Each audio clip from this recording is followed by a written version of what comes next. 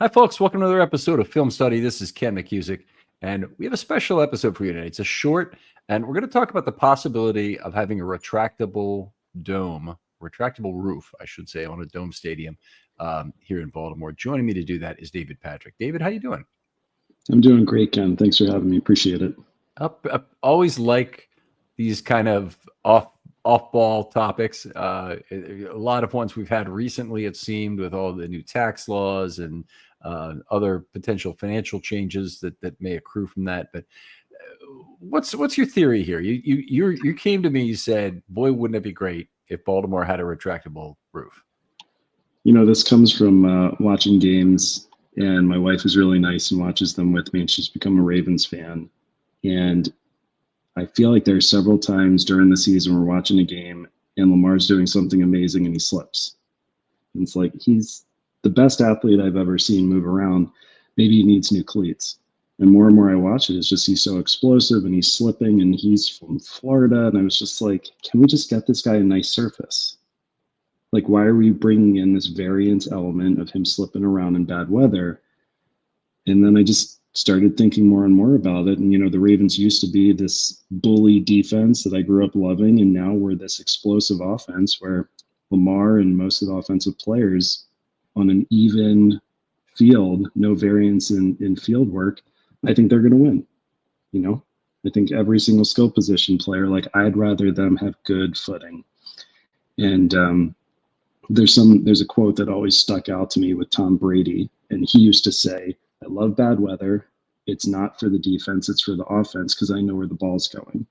But that doesn't really describe Lamar Jackson and the offense to me. He's become really good at running the play, but his big threat is the second play. So I want his footing and the skill position players' footing to be good. I was like, what if we just put a roof on the stadium and he could have great weather every time he plays? So that's where it kind of came from.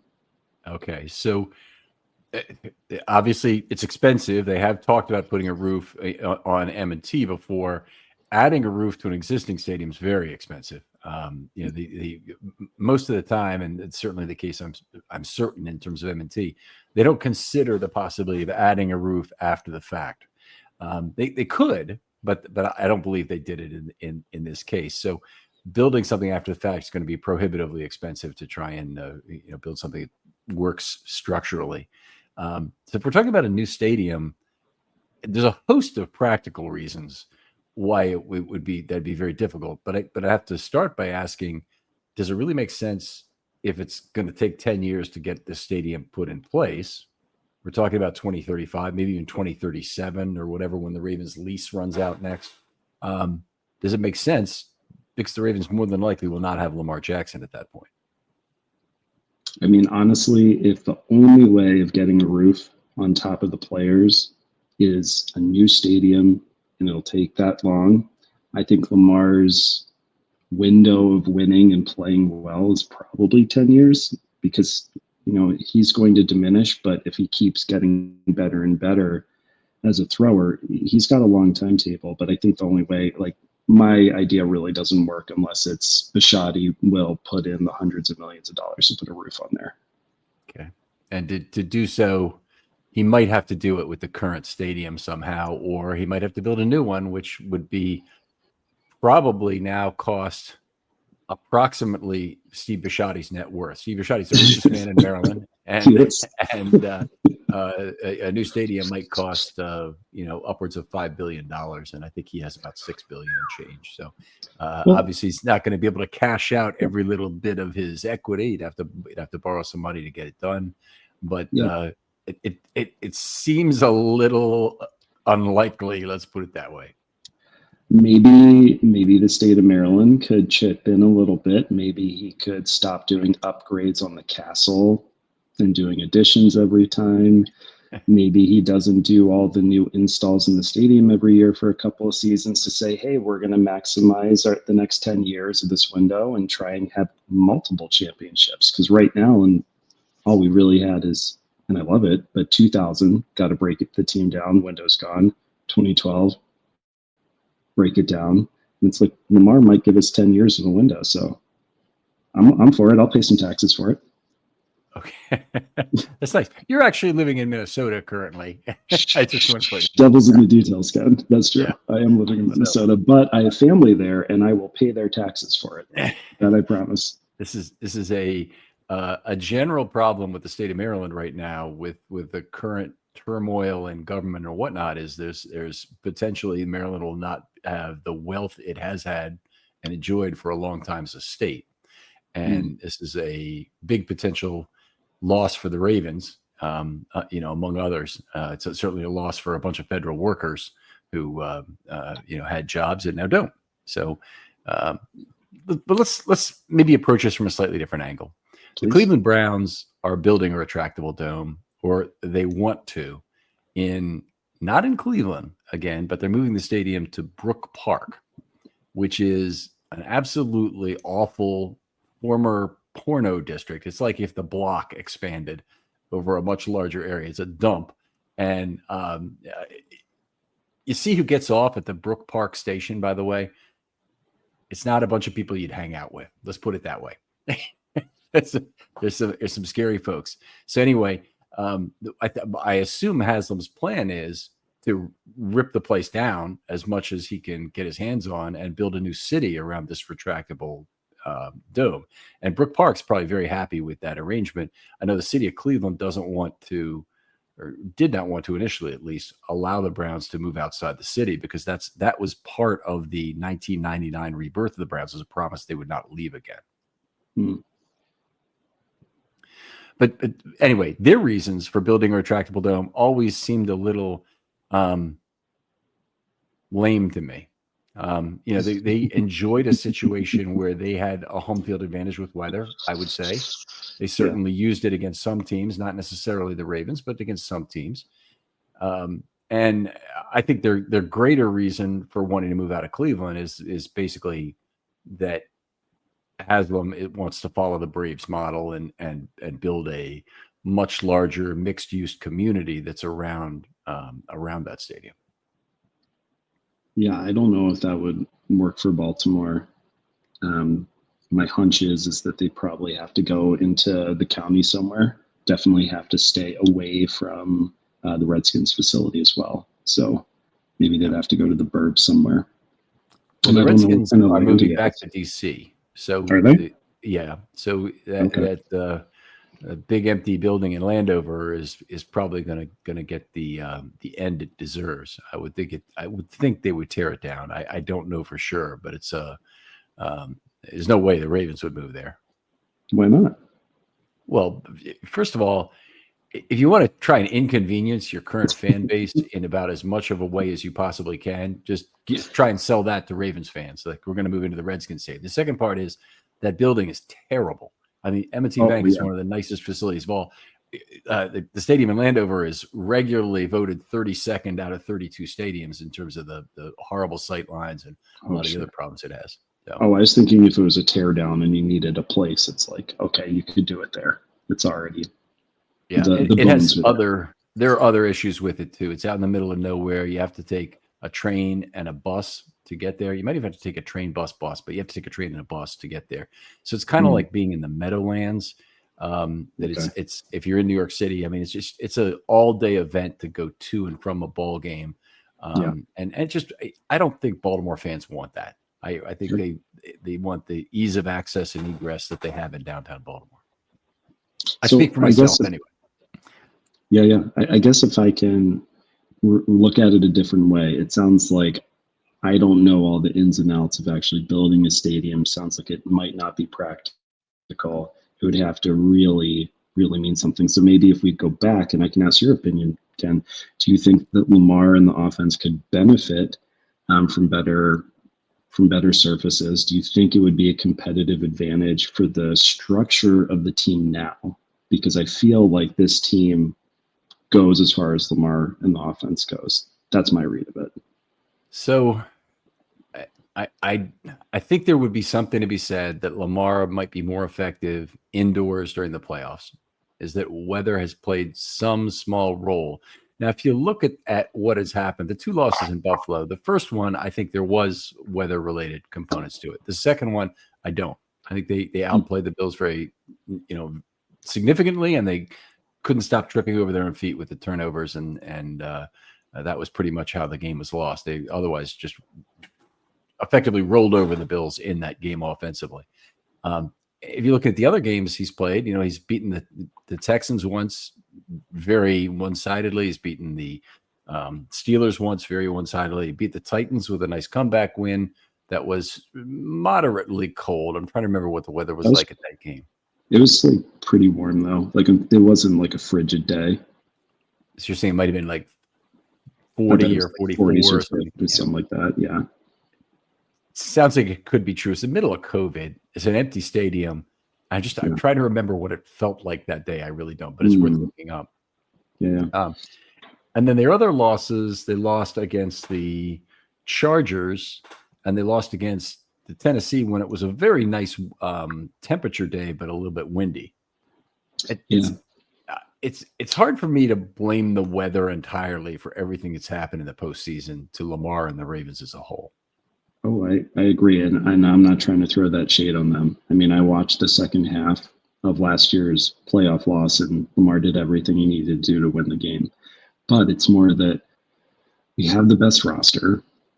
We've had the number one DVOA team. And so what else can you do? You can't necessarily add that many more good players or have that much of a better scheme or anything like that. So what are like small things we can get? And so I look back at the Bills game, and he wasn't really slipping around very much. But for example, he fumbled in the first half because he couldn't throw the ball. It was a botched snap and the linemen were gone. So he's got to do all of his jukes and stuff. Maybe if the field was good, he's got that one more extra percentage of burst. Maybe in the fourth quarter, Mark Andrews doesn't have a slippery ball and he doesn't get stripped, the drive before. Or maybe he has the right gloves. He was talking about his gloves and he couldn't quite figure out the right gloves to catch the ball, and that's why he dropped the 2-point conversion. It's like there are all these little things where I think you give him an indoor stadium, and I think we have maybe that slight edge. I don't know. Let's try and compare that to signing an incremental player that might give you that slight edge and the relative cost of those two things. Now, admittedly, the cost is controlled by the cap, but maybe talk about it a different way. You're going to hire 5 coaches who are absolutely at the top of their field because that's money outside of the salary cap. Okay, correct. And you're gonna bring in whatever other experts you want and spend. I'm going to throw a number out there that I think is way too high. $50 million a year doing this. Okay. I think you probably can have pretty much your pick of a lot of things for $50 million a year. You could have, certainly five great non-head coaches. You can't have 5 head coaches for much less than that, but you can have 5 great non-head coaches, 5 great positional coaches. You can have, changes to your facilities to add, 2 additional oxygen tanks for players to recover. You can, just so many things you could do for that kind of money relative to the advantage you could gain from having a new stadium. I think there's, if I were to say, you talked about the ways they could pinch pennies basically to try and pay for a stadium. I think that probably you got to think about pinching the stadium cost and trying to spend that in some other more productive way, or at least that's how I would. Sure. Well, yeah, comparing it, I agree, to a different player doesn't really work because we kind of spend at the cap, so that's money already kind of spent. And, also we kind of are veering away from hiring other coaches, but at the same time, I don't think that Bisciotti would say, John, you've done a great job hiring coaches, which, to give him credit, I think he's done a great job over the tenure of his career. If I just gave you more money, you'd be able to attract an even better coach. You'd be like, no, Steve, that's not how we're doing it. So I don't really know. Nothing has struck me as something that could directly impact the best part of our team, which is our explosiveness. And it applies to different players. Like Rashad Bateman is virtually always open. He gets open all the time, better than most. Say Flowers, you give him 6 seconds he'll be uncovered. But if you had bad weather, maybe they're slipping. Maybe they're dancing around. So I don't know. It was just it was a thought where I don't think I really thought through the costs. And I think that if anything on this short, you've kind of convinced me that unless Steve Bisciotti is just like, you know what, I have a way of adding a roof so that in the next couple of years I can really maximize Lamar's window, I don't think it's really very practical. So it's a fun thought experiment, but I don't know that it'll really happen. Well, I appreciate you doing it. I did want to go over the rule. The NFL has rules for retractable roofs and whatnot. In fact, a lot of these stem from Bill Veeck being an owner. You ever have one of those days where everything's off? Well, Mood can help with that. And let me tell you about Mood. It's the online cannabis brand that is changing the way we handle everything, from stress to sleepless nights, with functional gummies that are 100% federally legal cannabis. Mood launched to make cannabis affordable, accessible, and transparent, while at the same time supporting American farmers growing premium hemp on small pesticide-free farms. Their gummies are next level. Seriously, I've tried a few, and each one feels totally different. The Sleepy Time gummies, out like a light, immediately asleep. The Epic Euphoria, it's perfect when you just need a reset to feel good again. What makes them unique? Mood combines THC with herbs and adaptogens, so you get real targeted effects. You're not going to find this in your typical dispensary. And here's the best part. Mood ships discreetly to most states, offers a 100-day satisfaction guarantee, and right now you get 20% off your first order with the promo code RAVEN. Just head to mood.com. Find your perfect gummy and use the code RAVENS at checkout to save 20%. And way back in his days owning the Indians, he owned a number of franchises. He owned the White Sox in the 70s and whatnot. But in 1948, he owned the Cleveland Indians. They set the all-time attendance record. Before that, I think he might have owned the Browns before then, or maybe after. I'm not exactly sure of the order. But one of the first teams he was with, he had the idea we should be able to move the fences between innings. And so he literally had them set up so they could move them around. That lasted one game, and then they told him they couldn't do that. A number of other times it's been done. You may or may not know this story about Charlie Finley, but Charlie Finley was the owner. For a lot of people who don't know, I guess that David does know this, but during the 1970s, the A's won 3 consecutive World Series from 72 to 74. And they were constantly fighting with each other. And they had an owner who was an absolute child. If you think Steinbrenner was a child, this guy was a couple grades below him in terms of behavior. Yeah. He offered a contract to Vida Blue after his MVP season in 1971. And he said, I'm giving you this under the condition that you change your middle name to True. So we can call you Vida True Blue as a marketing thing. Wow. But yeah, it's absolutely it's unbelievable behavior that would not last today. But when he had the Kansas City A's he owned in the 1960s, and reportedly the story is he heard Eddie Lopat explaining why the Yankees were so successful and saying that they always had the right number of left-handers, both pitchers and hitters, and they had a ballpark that the dimensions were built for him, and that, it was called the house that Ruth built for various reasons, but had a big belly in left center field where right-handed hitters, fly balls went to die. And extreme pull hitters did very well in the old Yankee Stadium, the new Yankee Stadium as well. But right-handers can hit there too. Sure. Anyway, the story goes is this way, that he decided that he would change the dimensions to be exactly what they were in Yankee Stadium. Create a short porch in right field and create a big belly out in left field and whatnot. But there's a whole bunch of problems with it. Logistically, they could not make that happen. And so they had to do some things, or they decided to do some things and make a mockery of the fact that the American League wouldn't let them do it at the time.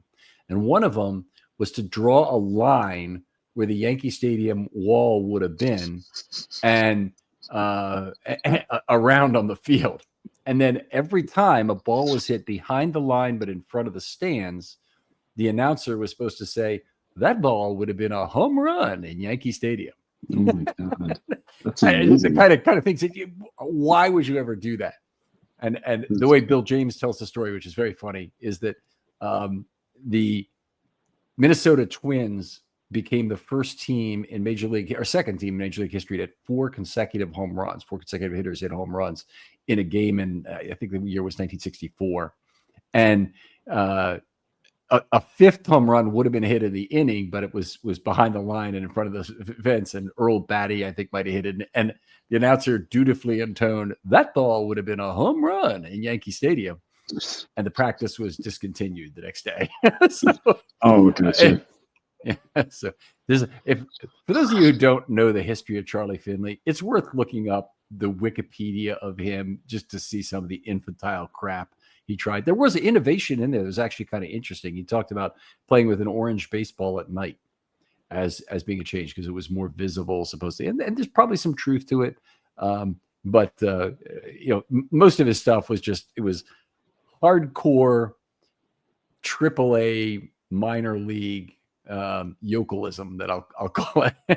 Really just strange. Well, you got to look for every edge in competitive sports. I would not be surprised if there's a dark file sitting on the floor of some analytic person at the Ravens saying, "Retractable roof, competitive advantage ? Cost prohibitive," and it's been thrown out. I'm sure they've tried to think of things. I actually thought it was a better idea until the article you sent me, where I started reading some of the rules about for teams that have a retractable roof, in case any fans are kind of looking. That was a good article. Do you want to talk about it a little bit about? Just something that stood out to me was just that I thought that it would be an added competitive advantage where the team would have to prepare and not know what's going to happen. And 90 minutes before the game, you have to make a determination what you're going to do so the other team knows. But at the same time, there are all these rules that are outside of the home team's control. Like if there's inclement weather or there's high wind or there's XYZ, literally a neutral party, the officiating crew or the grounds crew or something makes a decision and then the roof comes. So if there is bad weather, you know that the roof is going to be retracted, which is not quite as juicy as I thought it would be to be like, hey, we don't know if it's going to be crappy wind and cold and snow in Baltimore or not. So not quite as good. One of the advantages of a retractable roof, if you built one and just committed to that notion, is that you would have the option of open or closed for cold. You play in Miami, you might want to play in the cold. You're playing a dome team, you might want to play in the cold. For other reasons, stylistically, you might want to play in the cold. And then other teams, you might want to not do that. But you can't be too worried about how your team is constituted now, because by the time you get this damn thing built, it's going to be completely different. Yeah, that's true. But that article is very interesting because it doesn't just apply to the retractable roof. It also applies to things like retractable curtains in a stadium. Yeah. And, the Minnesota, for instance, I've been to their stadium. I can just say this. It makes me sick to sit inside. I'm very photosensitive. And I kind of get a headache sometimes, but sometimes actually get nauseated by being in a room where you can feel yourself getting a little warm and there's a lot of light in there. And it's a kind of a gross building to be in. I think they may feel like that's something they can deal with competitively, that it's a advantage for them, but they're not allowed to do things like open the shades when the opposing offense is headed into the sunlight. The shades are at one end, the open window is at one end. So there are a whole bunch of rules for things like that in terms of not changing the conditions during the game, that even if you have this thing you think is a competitive advantage, you can't really take advantage of it necessarily. Yeah, for sure. I guess, some things are illegal and some things are okay, like constructing your stadium, like in Seattle, that makes it sound like you're at an airplane taking off. Yeah. Because they pitch it, right? They pitch so that the volume directly hits the field. Genius. Yeah. In Indianapolis, they don't even mince in Indianapolis. They pump an unbelievable amount of sound into that building, the old one in particular, but the new one is bad too, in terms of jamming on the volume. And apparently I thought there were rules against that. I thought you couldn't have artificial crowd noise because you're specifically not allowed to bring noisemakers to an NFL stadium. Like you can't bring anything that is specifically designed, like a foghorn, to make a lot of noise and make it difficult on the other team. But anyway, it's interesting. Indianapolis, just they pump the music up to an unbelievable level. It's very uncomfortable to sit there during the huddle and have this very loud microphone blaring at you. Well, I'm not really surprised when you think about Indianapolis, the Colts. Yep. Top to bottom, the Mayflower still hurts. Enough said about that. Yep. The Irsay family there. R.I.P. Sorry. David, pleasure having you on here. And this is an interesting conversation. I agree. This is just the kind of thing that's a very interesting thought experiment. Can you think of another thing that you'd like the Ravens to do that would be, say, an expenditure of 25 to 50 million of non-cap dollars that you think would be a good idea? And by the way, love to hear from anybody else who's listening to this episode. Send me a DM or just when I post this, respond to the thing with what is your idea for how the Ravens ought to spend, say, $25 million additionally to try and get the best competitive advantage they can. It can't be a player, it can't be cap related. It has to be non-cap related in order to do that. The only thing I can think of is if you're really saying I have 25 to 50 mil and we're going to do it, if there is a way to accentuate the business acumen or business opportunities of the players so that they're just getting educated or getting exposed so that they can supplement their salaries or their careers in the future. Maybe Baltimore is a much more attractive place where great players, 28 to 32, third contract, want to come here, win a Super Bowl, and really set themselves up.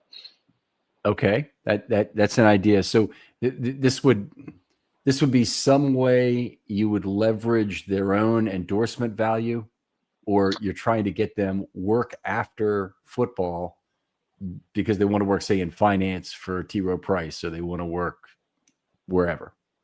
Both. Yeah, absolutely. Okay. I mean, I'm sure that the Ravens already have a fantastic media team, because maybe I'm just biased, but I feel like the Ravens are more represented through sports media than most teams that I recognize. And so I think they already do that kind of development with players. But, if you want to throw 25, 50 million at it, I think you could really do something special. I mean, that's almost $1 million a player that's on the active roster. Right. Yeah, I wonder how you'd spend that money. That's an interesting idea. And here, my idea was that you would create something in the facility that no other team has, like some sort of super game room or super workout facility that's beyond state of the art. You give them something that makes injuries heal quicker. I don't even know what that would be. I mean, obviously, good doctors are a good start, but one of the things, we had a guest on who was talking about having a methodology to find muscle injuries by heat maps before they became the real thing. Did you hear that episode, by the way? No, I need to go back and listen to that. It was a couple of years ago now, but okay. They were representing several South American soccer teams, and the two guys were from Brazil. One of them was like a doctor, and the other, his brother, was like an engineer or the businessman, I guess, maybe. And they created this device where you walk in and you can have your muscles checked. But one of the problems for football players is they wear so much gear that it throws off the equipment, and you basically need to go into what is essentially a changing room, drop trow, go into this device, and it creates some sort of map of the heat in your muscles to tell you where your muscles are working. It can help pinpoint muscle injuries before they become more serious. So if you're about to get a hamstring, it supposedly is going to be something it can tell you. Well, can we please have that? And can we go back in time and give it to the Indiana Pacers, that poor Halliburton? I don't know if you watched Game 7. That was horrible. We saw a little bit of it. We were out at a bar. It's Maureen is from Indiana, so she was interested. Doesn't know any of the players anymore, but yeah. But something else in your very expensive game room is, I know that Daniels, for what are they called now? The Commanders.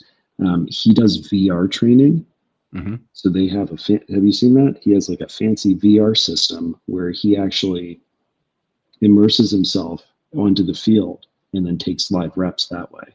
So give that to each player.